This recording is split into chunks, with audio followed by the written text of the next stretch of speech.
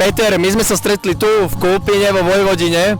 Sme tu obidva vlastne zo Slovenska. A povedz nám tvoj príbeh, ktorý si nám stihol povedať, je to veľmi zaujímavé. Prečo ste tu? V jednoduchosti 19 rokov dozadu ľudia, ktorí tu niekedy pracovali, ktorí tu robili a ich známi alebo ich rodiny príslušníci zostali bývať a vlastne nás pozvali prvýkrát pred 19 rokmi senka, aby sme prišli si zahrať s nimi futbal a tak to vlastne začalo a funguje to dodnes. Už bohužiaľ futbal nemôžeme hrávať alebo necítime sa na to, ale z druhej strany to priateľstvo a tie rodiny, pri ktorých sme my bývali, neboli to žiadne hotely, bývali sme priamo pri tých rodinách, ako oni keď prišli k nám.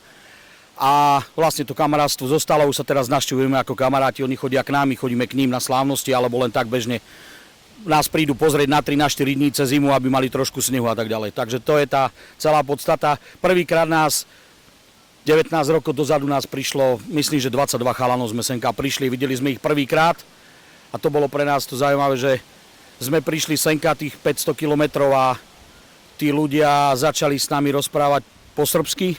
Ale ako náhle zistili, že sme Slováci, tak prepli na slovensky a rozprávali sme sa s nimi po slovensky a čo bolo pre mňa niečo úžasné, že ty naozaj prejdeš 500 km, niekde prejdeš 60 a nerozpráva nikto s tebou inak, iba tou rečou, ktorou chce. Dobre, a vy ste tu aj partia z Riečky, čo je obec teda pri Banskej Bystrici, áno? Áno, je to tak, Banská Bystrica, pár kilometrov, 10 kilometrov od Bystrice. Dobre, a tak mňa zaujíma potom, že keď sem chodíte už také dlhé roky, tak asi už aj poznáte tieto slovenské obce. Tak čo je také, čo je možno taký rozdiel medzi nami, keď to tak voláme na hornej zemi a tu na tej dolnej zemi? Že, čo ťa tu tak prekvapilo?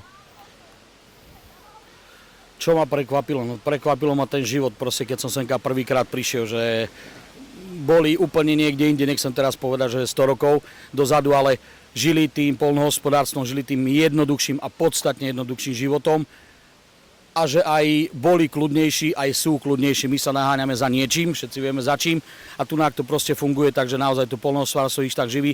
Bohužiaľ odchádzajú stále to ľudia preč, čo asi nie je dobré, nie že asi určite to nie je dobré, ale z druhej strany, ako viete, stretli sme chalana, ktorý senka prišiel zo Slovenska, ale vravím, to bolo na tom sa mi páčilo, ľudia boli normálni, pekne sa k nám chovali, dali nám všetko, čo potrebujeme a nebola tam žiadna povýšenosť, nepozerali sa ako na cudzích ľudí, to bolo pre mňa niečo fajn. A mňa ešte zaujalo, keď sme sa predtým rozprávali, že čo tu vlastne, vy tu máte svoj stánok, koriečka, aj pekne slovenská vlajka, tak mňa zaujíma, čo tu máte vlastne pripravené pre návštevníkov a čo ste mali možno aj tie minulé roky, lebo tam je veľmi zaujímavá storka k tomu. Pár rokov dozadu, minulý rok a asi po 2 alebo po 4 roky dozadu sa tu robí, každú nedeľu sa tu varí guláš, je tu 50 súčasťových a my sme tu 3 roky dozadu robievali halušky. Prišli sme sem, doniesli sme si vlastne všetky veci zo Slovenska, tu sme robili cca z 25-30 kg cesta, brinze sme robili tu halušky zadarmo pri týchto ľudí, lebo oni to niekedy jedávali, len teraz to už proste nerobia, tu nepoznajú to, takže to sme im doniesli.